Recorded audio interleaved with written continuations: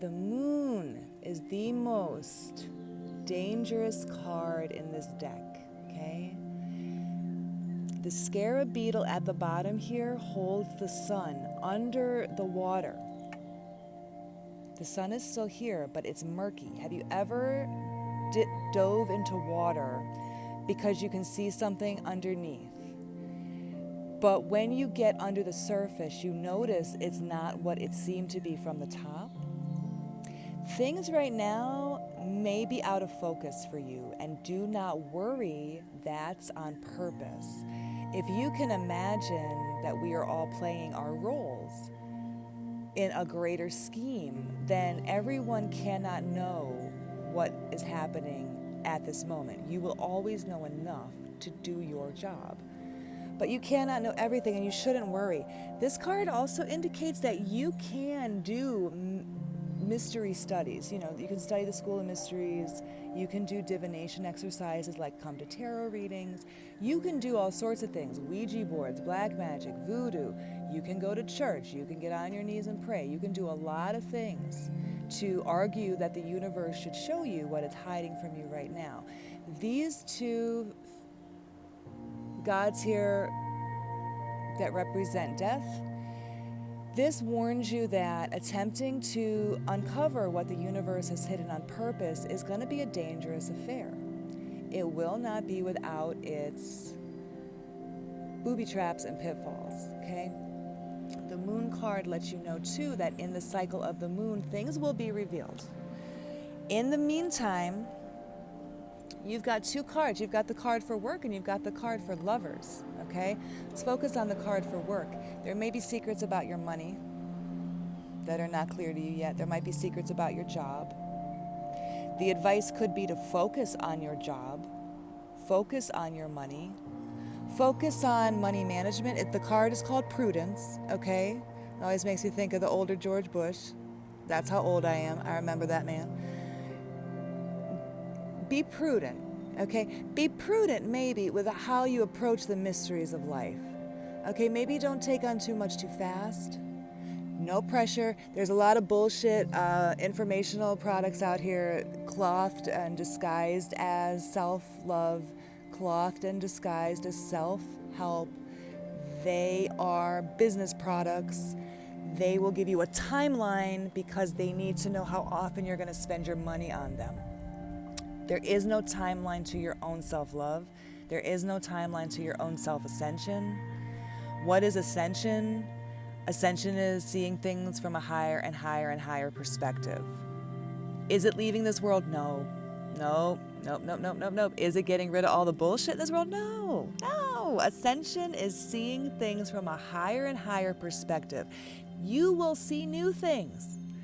You will leave old, low vibrational energy things behind. Yes. And as you ascend, if you can imagine, you are like kicking your way up through, like from the bottom of the Atlantic Ocean. You have enough air to get to the top, but can you imagine how long it's going to take and how many ugly creatures you're going to pass on your way to the top?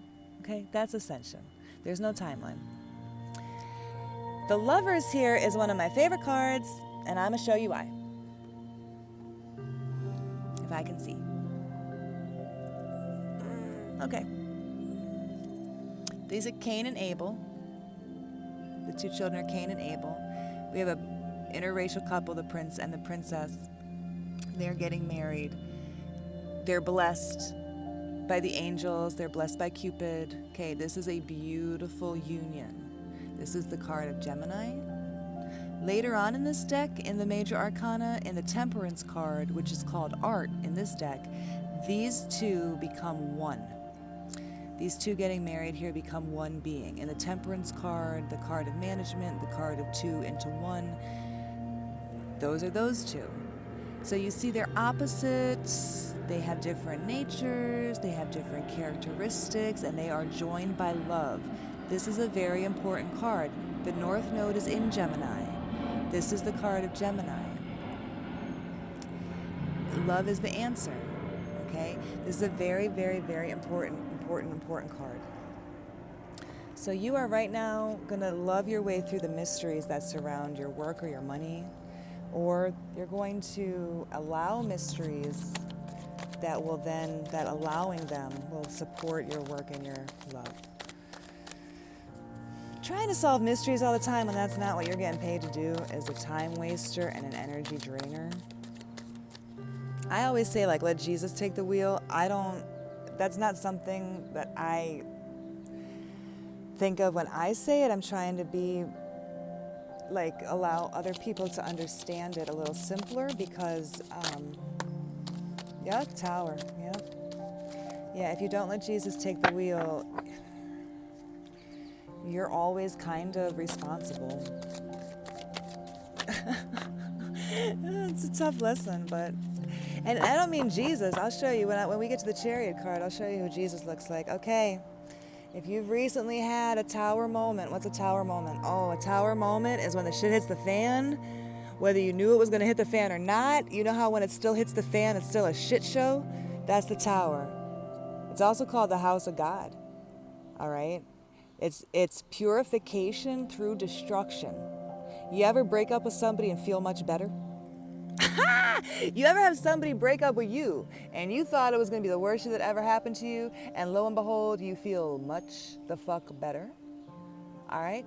A tower only falls because its foundation wasn't strong to begin with. We build in this life a lot of towers built on sand. We do. We build sand castles all the time. All right?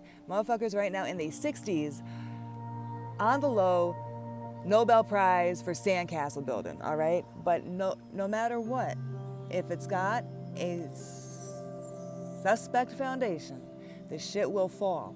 It's just a matter of time. You ever notice how sometimes people who've been doing really shitty in their life, they start proposing that the world should end instead of them just ending? They know if they keep living long enough, if they keep waking up day after being a real shitty ass motherfucker, their towers are gonna fall. Like dominoes too. If you are someone, or if you know someone who's built multiple false structures, relationships built on lies, getting jobs based on a funky old resume, taking days off sick and getting caught on the Jumbotron, shit like this, that shit's gonna fall. Parking in the handicap spot when you ain't really handicapped, all sorts of fraud, that shit's gonna fall.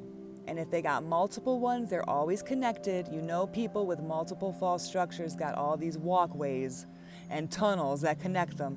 When one goes, baby, they all go. It's going to end in peace for you. This is your reading, so you get the peace card. You're going to have some peace. You're not going to be standing under it. Now you know it's falling. Okay? Now you know it's falling. You can have peace. Okay? Two of Swords, peace.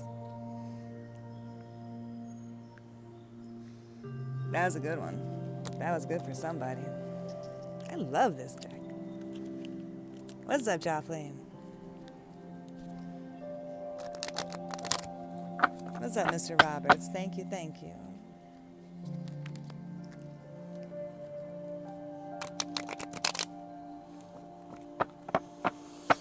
I love this deck. I'm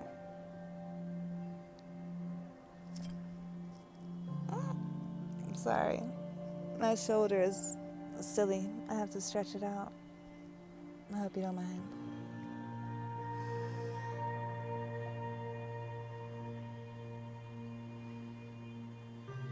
All right.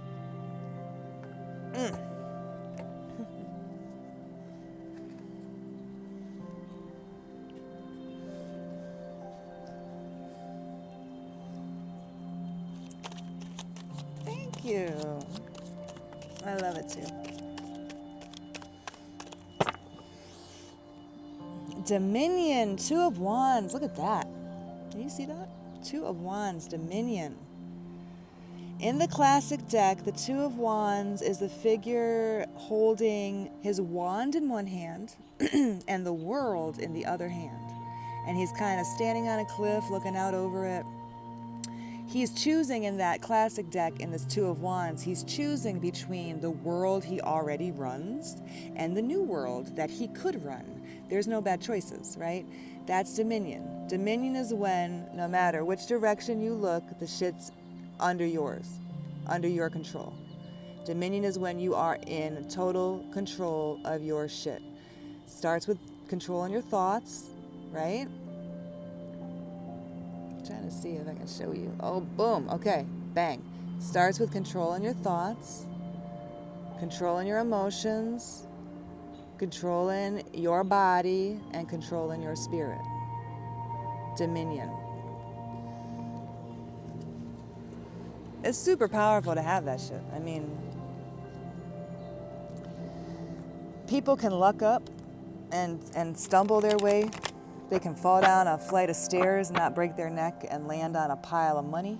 You know what I mean? But is that the way you want to do it? Because you can't replicate that. The thing about lucking up is that you cannot replicate that. You kind of want to develop processes that you can replicate again and again and teach other people. And so lucking up and kind of three-stooging your way through life is fine and not replicatable.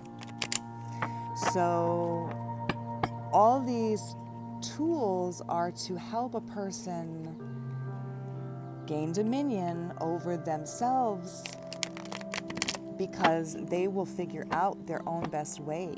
They will figure out their own best practice for getting what they want out of this world, and then they will tell other people. And as people each become their own highest authority, that is really respect and love to God. I think that God did not create us to need a middleman. Okay, here's the cards that flew out. The Swiftness, one of my favorite cards, 8 of Wands. This is swift online communication. This is news. This is Mercury and Sagittarius. Okay, there's a rainbow at the top there. This is going to be all of the spectrum of communication, and the 8 wands are kind of swirling all the communication together. They're going to incorporate everything that needs to be in there. This can be many messages back and forth. If you're expecting that, expect it today. This can be one long message that touches on many relevant points. So if you've been expecting something from like a legal situation or an educational institution or an employer, that shit can come in today. This is going to be online or some kind of very quick. If it's in person, it's going to be someone who is speaking really quickly to you. It looks like the messaging is good because of the other cards that came out. You have the 4 of Wands, completion. Okay, if you've been waiting to hear, like, yes, you passed, here's your certification, or hey, you got that house. The completion card coming up with the 8 of Wands, that looks good today. Okay, something is completing today. If you had to go through multiple interviews to get a position and you're waiting to hear about that, it should be over, right? Like what you hear, it should be completed. Okay, it should be completed. Now, the Emperor is the boss. Okay, he's an Aries and he's a boss. And this could be a woman, of course, with that boss bitch energy. Okay, so if you are waiting to hear a situation where you need to learn if someone in authority has completed something on their side and they need to tell you so that you can move forward, move forward. Now, the last card that came out is the 6 of Swords, science. I'm going to pull my little book for a second because this is not the same 6 of Swords as in the other deck. The other deck is the traveling through water, carrying a person and possibly all their mental baggage through choppy water into smoother water. In this deck, the 6 of Swords is Mercury in Aquarius. It's the perfect balance of mental and moral faculties, hardly won and impossible to hold.